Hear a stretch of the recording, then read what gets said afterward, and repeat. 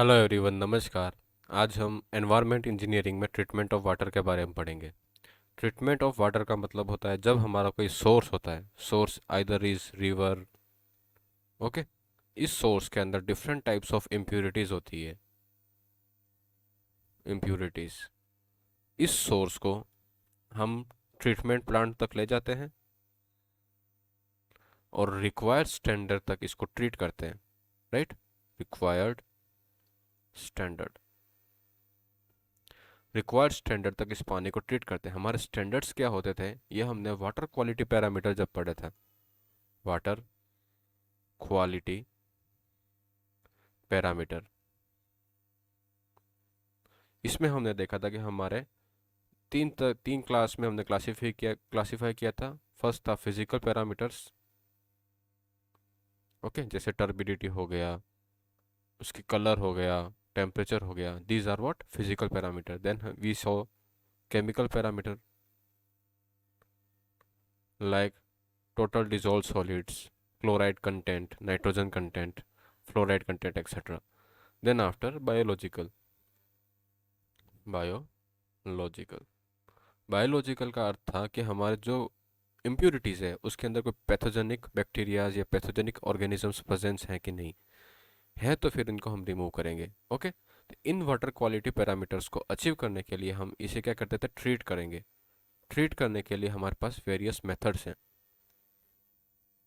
Okay. और ये जो मेथड्स को यूज़ करते हैं वो हमारा इम्प्यूरिटी का लेवल क्या है, क्या सोर्स है, उसको ध्यान में रखें हम इसे इन मेथड्स को यूज़ करेंगे। देन आफ्टर हम क्या करेंगे, इस पानी को सप्लाई करेंगे। सप्लाई टू हाउस होल्ड्स और इंडस्ट्रीज। ओके। तो ये हमारा प्रोसेस था। सोर्स हमने सभी देख लिए थे। देन आफ्टर हमने वाटर क्वालिटी स्टैंडर्ड्स हमारा क्या है ये हमने देख लिया। अब इन स्टैंडर्ड तक इस पानी को लाने के लिए हम डिफरेंट मेथड्स ऑफ ट्रीटमेंट को फॉलो करते हैं। ओके। तो जैसे हमारे इन जनरल जो मेथड्स होते हैं वो क्या होते हैं, the raw water is treated in following methods। Okay. सबसे पहला हमारा है screening, then after aeration, then after flocculation. Okay. Fourth हमारा है डिसइंफेक्शन। इन हर मेथड का अलग अलग पर्पस है, अलग अलग तरह की इम्प्यूरिटीज निकालने का पर्पस है, इनको अभी हम देखेंगे। ओके। फिर हम करेंगे disinfection, then after softening. Okay. Sixth हमारा है deferrization, deferrization. And seventh is defluoridation, डिफ्लोरिडेशन।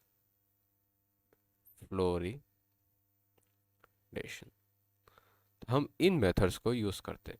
Okay. यहाँ पे स्क्रीनिंग का पर्पस क्या होता है कि जो हमारे लार्जर डेब्रिज होते हैं, जैसे प्लांट्स एक्सट्रैक्ट हो गया, कुछ भी हुआ, तो इन लार्जर डेब्रिज को हम स्क्रीनिंग या मैश होती है इस तरह से, इससे हम छानते हैं। तो स्क्रीनिंग से हम उन लार्जर डेब्रिज को पानी से रिमूव कर सकते हैं। एरेशन में हमारे पानी में कार्बन की कंटेंट हो गया, मैग्नीज हो गया, आयरन हो गया, ओके, Fe, इनको रिमूव करने के लिए हमें एरेशन करना पड़ता है। ऑक्सीजन को अपनी सेचुरेशन पॉइंट तक ले जाने के लिए हम क्या करते हैं, एरेशन करते हैं। इसके बाद हमारा सेडिमेंटेशन का प्रोसेस शुरू होता है। फ्लोकुलेशन, फ्लोकुलेशन मतलब जब हमारे जो डिजोल्व सॉलिड्स या फिर इसके अंदर जो सस्पेंडेड सॉलिड है, मेनली सस्पेंडेड सॉलिड, इनकी साइज जो है बहुत स्मॉल है, तो ये इजीली क्या होते हैं कि हमारे पानी में सेटल नहीं होते हैं। तो हम क्या करते हैं, एक फ्लोक्यूलेटिंग एजेंट्स डालते हैं, जैसे एलम हो गया। तो उसके कारण क्या होता है कि ये जो स्मॉल पार्टिकल्स है, ये उस एलम की सरफेस की चारों तरफ क्या होते हैं, अक्यूमुलेट हो जाते हैं। इनकी अक्यूमुलेट से इनका वेट क्या होता है, बढ़ जाता है, और वेट बढ़ने के कारण ये क्या हो जाते हैं, सेटल डाउन हो जाते हैं।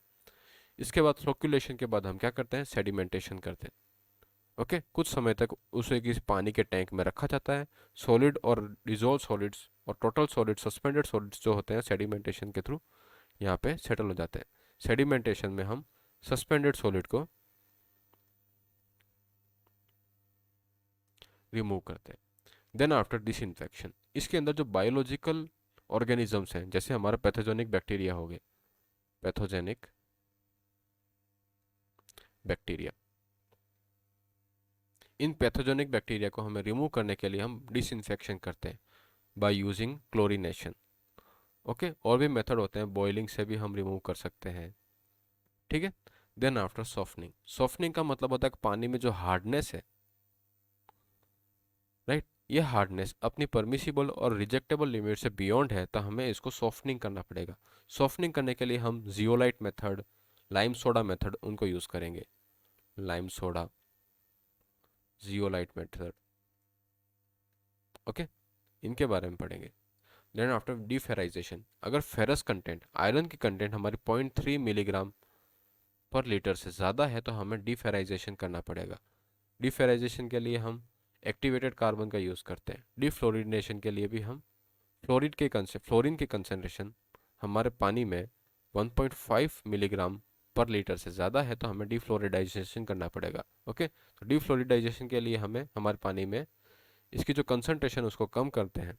ओके, तो उसके लिए हम एक्टिवेटेड कार्बन एंड एक्टिवेटेड अलुमिना, इसका यूज़ करते हैं। तो इन प्रोसेस के थ्रू हम क्या करते हैं, हमारे पानी को ट्रीट करते हैं। तो सबसे पहले हम देखते हैं स्क्रीनिंग। फर्स्ट हमारा मेथड है स्क्रीनिंग।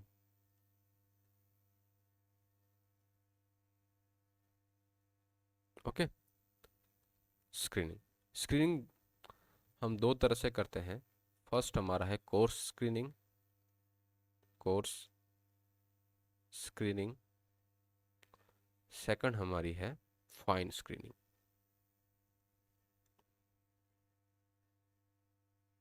ओके, मतलब क्या होता है कि हमारी एक मैश होती है, मैश मतलब एक जाली होती है इस तरह से। ओके, इसके थ्रू हमारा पानी पास होता है।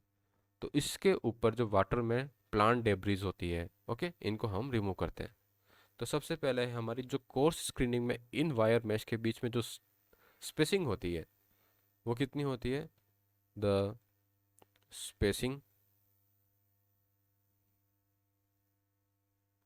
ऑफ बार्स कितनी होती है हमारी, 20 to 100 mm centre to centre. Okay, और कोर्स स्क्रीनिंग को हम ट्रैश रैक भी कहते हैं, ट्रैश रैक। इस स्क्रीनिंग को हम चैनल में कुछ एंगल पे इंक्लाइन करते हैं। ये जो एंगल होता है वो हमारा कितना होता है, ये होता है 3 to 6 वर्टिकल विद 1 हॉरिजॉन्टल। इस एंगल पे इसको क्या करते हैं, हम इंक्लाइन करते हैं। यहाँ पे हमारी इस तरह से ये मैश होगी। ओके, और यहाँ से ये पानी पास होगा।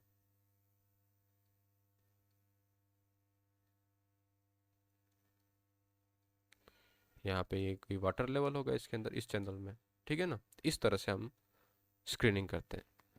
फाइन स्क्रीनिंग जो होती है, ये बहुत ही ज़्यादा मतलब फाइन होते हैं ये, यहाँ पे ये मैशेस। तो यहाँ पे जो इनिशियली अगर फाइन स्क्रीनिंग यूज़ करते तो वाटर क्या होगा, क्लोग हो जाएगा, मतलब यहाँ पे जम जाता है, क्लोगिंग की टेंडेंसी रहती है, इसलिए हम इसको यूज़ ज़्यादा नहीं करते। ठीक है, तो इस तरह से हम फर्स्ट मेथड हमारा होता है जिसमें हम स्क्रीनिंग करते हैं, जिसमें मतलब लार्जर डेब्रीज होती है पानी में, जैसे प्लांट की लीव्स हो गई, ओके, लीव्स हो गई, लकड़ी के टुकड़े हो गए, इनको हम रिमूव कर सकते हैं। ओके, तो फर्स्ट मेथड हमारा था स्क्रीनिंग का। देन आफ्टर हम करेंगे क्लोरीनेशन, वो भी कौन सा, प्री क्लोरीनेशन।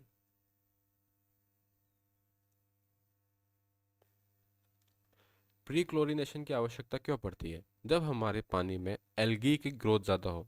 यहाँ पे ये पॉन्ड है, इस पॉन्ड में एल्गल ग्रोथ है।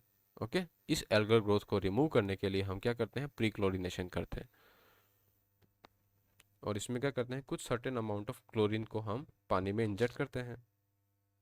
द प्री क्लोरीनेशन लिखे यहाँ पे,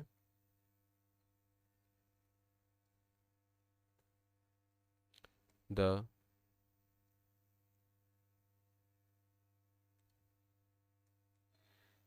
pre chlorination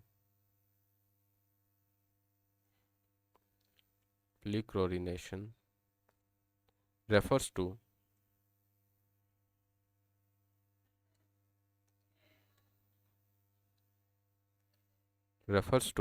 the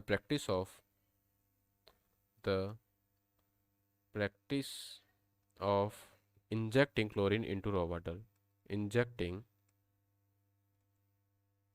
chlorine into raw water। Okay, और यहाँ पे जो डोज होता है क्लोरीन का वो कितना होता है, 2 to 5 मिलीग्राम पर लीटर। इतनी क्वांटिटी ऑफ क्लोरीन हम डालते हैं।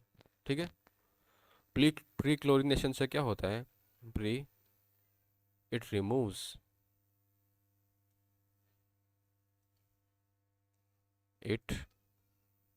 or kills algae or bacteria present in water।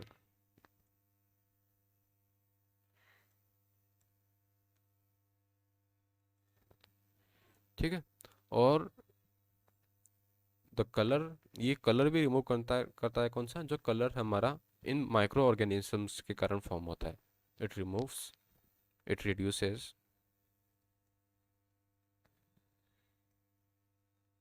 Colour. Okay, ये कलर भी रिमूव करता है। प्री क्लोरीनेशन के कारण क्या होता है,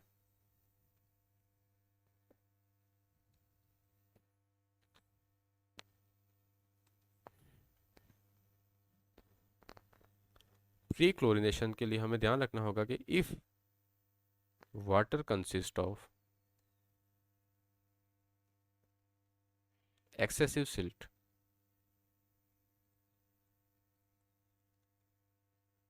तो हमें प्री क्लोरीनेशन को प्रीफर नहीं करना चाहिए, पहले इस सिल्ट को रिमूव करना होता है। क्यों, क्योंकि अगर एक्सेसिव सिल्ट होगी तो हमारे क्लोरीनेशन का जो डोज चाहिए वो क्या होगा, इंक्रीज हो जाएगा, और ये सही नहीं है।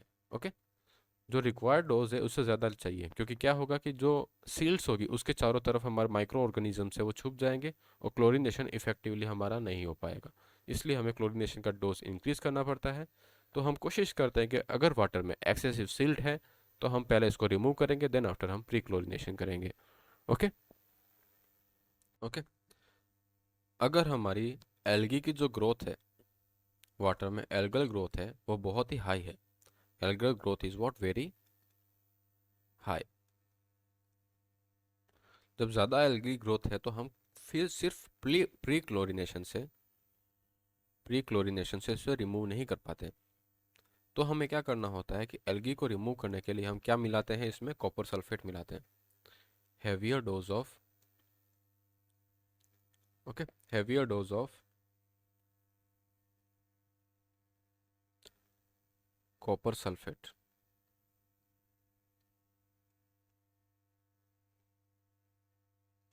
Is required.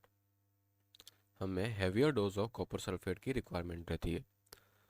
ओके, तो ये हो गया हमारा प्री क्लोरीनेशन। अभी तक हमने दो मेथड देखे हैं। सबसे पहला था हमारा स्क्रीनिंग में हम क्या करते हैं, लार्जर डेब्रिज ऑफ वाटर जो होती है उन्हें क्या करते हैं, रिमूव करते हैं। ओके, स्क्रीनिंग हमारी दो तरह की होती है, कोर्स स्क्रीनिंग और फाइन स्क्रीनिंग।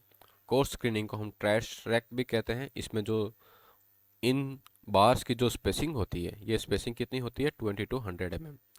फाइन स्क्रीनिंग में जो ये स्पेसिंग होती है 1 to 5 mm तक वेरी करती है, लेकिन ये इजीली क्लॉग्ड हो जाती है। जब लार्जर डेब्रिज इसमें से पास करेगी तो ये क्या होगी, इजीली हमारी क्लॉग्ड हो जाएगी, इसलिए हम इसे जनरली प्रीफर नहीं करते।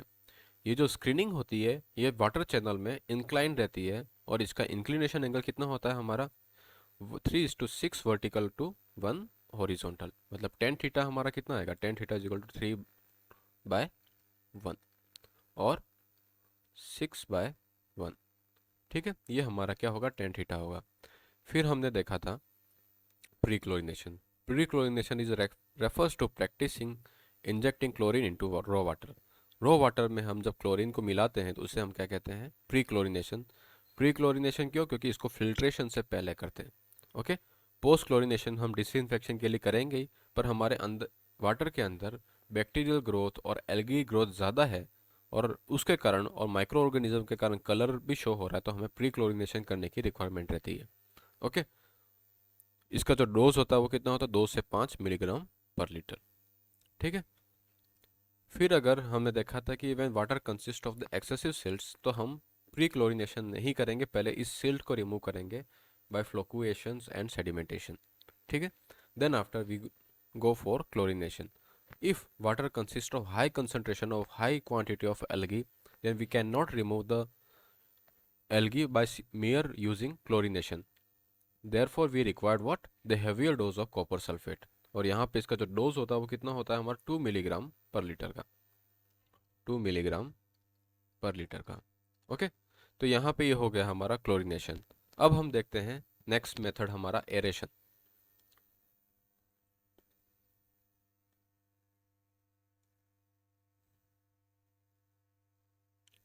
Aeration,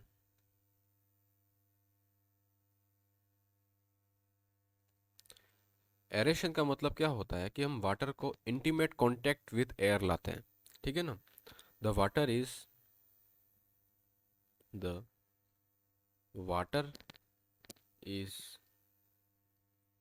brought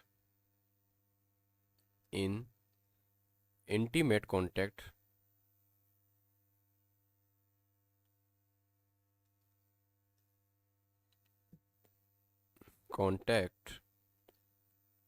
with air।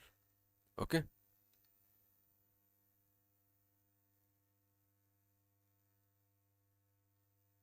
The water is brought with intimate contact with air. इससे हम क्या रिमूव करते हैं कि जो हमारी अनडिजायरेबल गैसेस है, it removes what, undesirable gases.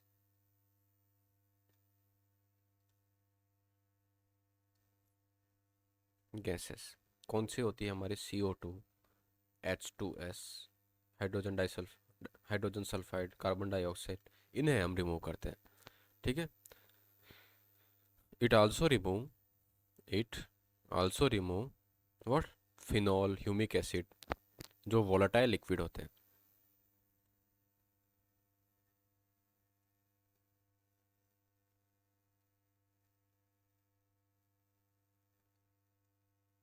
Volatile liquid, जिससे क्या हो गया, फिनॉल,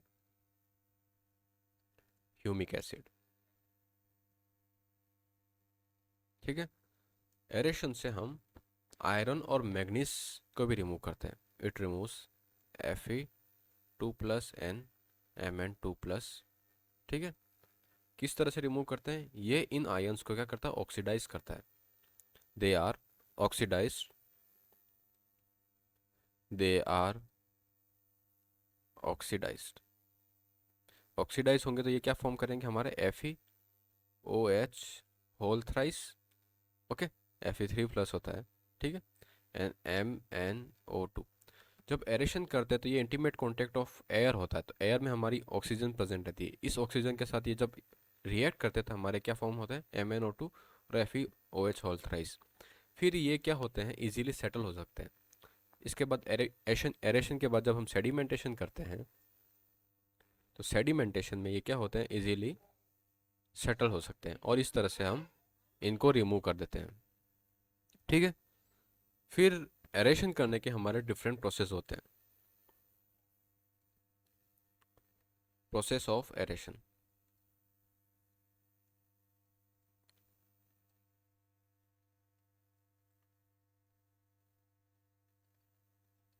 फर्स्ट हमारा होता है नोजल स्प्रे।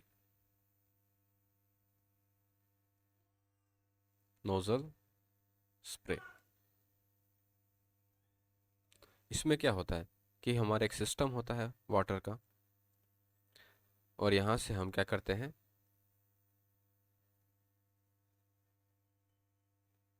ओके, यहाँ पे पोर्स होती है, यहाँ वाटर का इन होता है और यहाँ से वाटर क्या होता है, इस तरह से फव्वारे की तरह बाहर निकलता है नोजल से। ओके, जब ये बाहर निकलेगा तो इस तरह से वाटर एयर की कांटेक्ट में आके इस टैंक में सेटल हो जाएगा। ओके, इस तरह से ये वाटर में प्रेजेंट O2 CO2 से प्रेजेंट रिएक्ट करेंगे, तो यहाँ से हमारी CO2 रिमूव हो जाएगी। ओके, यहाँ से हमारी H2S रिमूव हो जाएगी। O2 के साथ Fe2 प्लस आयन रिएक्ट करके क्या बनेगा हमारा FeOH होल थ्राइस, और ये यहाँ पे क्या होगा, नीचे सेडिमेंटेशन टैंक में जब इसको ले जाएंगे तो ये सेडिमेंटेशन टैंक में यहाँ पे रिमूव हो जाएगा। ओके, इस तरह से हम नोजल स्प्रे से वाटर में प्रेजेंट गैसेस होती है उनको रिमूव करते हैं। इसके अंदर कोई वोलेटाइल लिक्विड है जैसे हमारा फिनोल है तो वो भी वाष्पीकृत या फिर इवापोरेट हो जाएगा। ठीक है, सेकेंड हमारा होता है method cascade aerator. Cascade aerator, cascade aerator में क्या होता है कि सीढ़ी नुमा हमारा एक लेवल होता है और इस पानी को यहाँ से इस तरह से जम कराते हैं। तो जब इस तरह से ये पानी इसके ऊपर से फ्लो होता है तो यहाँ पे इसमें क्या होता है, हैवी टर्ब्यूलेंस। क्या होता है, हैवी टर्ब्यूलेंस। इस टर्ब्यूलेंस के कारण क्या होता है, पानी वाटर के कारण, पानी का हर मॉलिक्यूल एयर के कांटेक्ट में आने के कारण ऑक्सीडाइज होता है, और इन सभी चीज़ों को हम क्या करते हैं, रिमूव करते हैं। ठीक है, फिर अगला मेथड होता है हमारा diffused air method. Third is diffused diffused air method. Okay, diffused air method में हम क्या करते हैं कि पानी के अंदर हम कंप्रेस्ड एयर पुट करते हैं। मतलब क्या होता है, ये हमारा एरेशन चैम्बर है। ओके, यहाँ पे हमारा वाटर क्या होता है, इन होता है, और यहाँ पे वाटर क्या होता है, आउट होता है। ओके, इस चैम्बर में हमारा क्या होता है, यहाँ पे हम फिल्टर्स होते हैं और यहाँ पे हमारा एक कंप्रेस्ड एयर इसके अंदर पास की जाती है। क्या पास की जाती है, कंप्रेस्ड एयर। ठीक है, और यहाँ पे ये पानी का लेवल है। जब ये एयर इसके अंदर जाएगी यहाँ से, ओके, तो ये एयर जो है वो इस वाटर के साथ क्या करेगी, हमारी रिएक्ट करेगी, और वाटर के साथ रिएक्ट करने के बाद क्या होगी, इसमें जो भी इम्प्यूरिटीज़ है वो यहाँ से हमारी क्या होगी, रिमूव हो जाएगी। अगर पंजेंट स्मेल आ रही है H2S के कारण, कार्बन डाइऑक्साइड है, वोलेटाइल लिक्विड्स हैं, तो ये सारे हमारे रिमूव हो जाएंगे, और आयरन है वो इस ऑक्सीडाइज्ड एयर के साथ, ऑक्सीजन के साथ रिएक्ट करके क्या हो जाएंगे, ऑक्सीडाइज हो जाएंगे, और इसे आउट करके हम जब सेडिमेंटेशन करेंगे तो ये यहाँ पे क्या हो जाएंगे, सेटल हो जाएंगे, और हम यहाँ पे उसको रिमूव कर लेंगे। ओके, तो इस तरह से हम डिफ्यूज्ड एयर मेथड के थ्रू हम एरेशन करते हैं। अगला मेथड हमारा होता है ट्रिकलिंग बेड और tray tower method. Okay, fourth is trickling bed,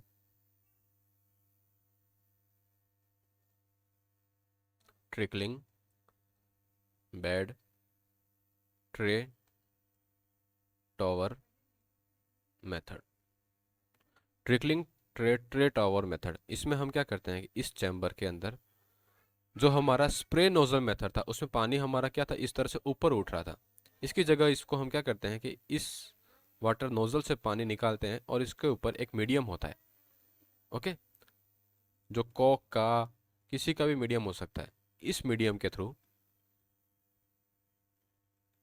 पानी को पास कराते हैं। तो इस मीडियम की कैप में क्या होता है कि हाई वेंटिलेटेड मीडियम होता है, तो यहाँ पे हमारी एयर इसके अंदर आएगी जाएगी, तो यहाँ से जब पानी धीरे धीरे निकलेगा तो ये क्या हो जाएगा, हमारा अच्छी तरह से ऑक्सीजन के कांटेक्ट में आएगा, और कांटेक्ट में आने के कारण इसमें से जो इम्प्यूरिटीज है वो हमारी क्या हो जाएगी, रिमूव हो जाएगी। Okay, and then this water is move to sedimentation tank. ठीक है, इस तरह से हम ट्रिकलिंग बेड और ट्रे टावर मेथड के थ्रू भी हम क्या करते हैं, इस पानी में प्रेजेंट डिजोल्व इम्प्यूरिटीज जैसे हमारे गैसेस हो गई, वोलेटाइल लिक्विड हो गए, आयरन और मैग्नीज हो गए, उनको रिमूव करते हैं। तो इस तरह से हम हमारा एरेशन मेथड करेंगे। ओके, अगली क्लास में हम देखेंगे sedimentation process. Okay, sedimentation process. तो ये क्लास हम यहीं एंड करते हैं, अगली क्लास में मिलते हैं with new method. Okay, thank you so much, जय हिंद।